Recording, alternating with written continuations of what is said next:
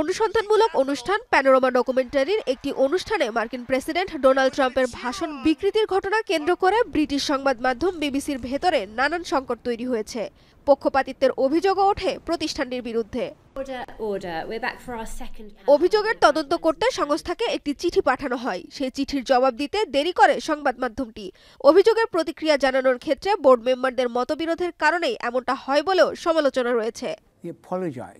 যদিও এমন আলোচনা ভিত্তিহীন বলে মন্তব্য করেছেন সংবাদ মাধ্যমটির চেয়ারম্যান। পক্ষপাতিত্বের অভিযোগ তদন্তের বিষয়ে প্রতিষ্ঠানটির পরিচালনা পরিষদের কোনো আপত্তি নেই বলেও জানান তিনি।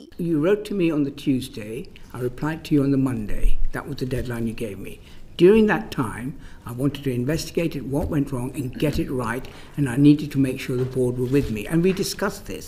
I don't think there was any chaos or difficulty there. There was a continuing and sharp difference of opinion between certainly the chairman and me and some others on the board with the director of news about whether we were going to apologise just for the edit or whether the impact of the edit and indeed the positioning of the Proud Boys material had given a misleading impression.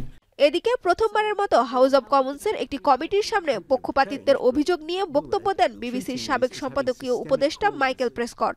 এর আগে বিবিসির বেশ কিছু পক্ষপাতমূলক প্রতিবেদনের বিষয়ে উদ্বেগ প্রকাশ করেছিলেন তিনি। And the root of my disagreement and slight concern even today is that the BBC was not, and I hope they will change, but will they, treating these as having systemic causes. There's real work that needs to be done at the BBC. ট্রাম্পের সবশেষ ভাষণ নিয়ে তৈরি panorama অনুষ্ঠান সম্পাদনার বিষয়ে আগেই উদ্বেগ জানিয়ে বিবিসিকে একটি চিঠিও লিখেছিলেন প্রেসকট।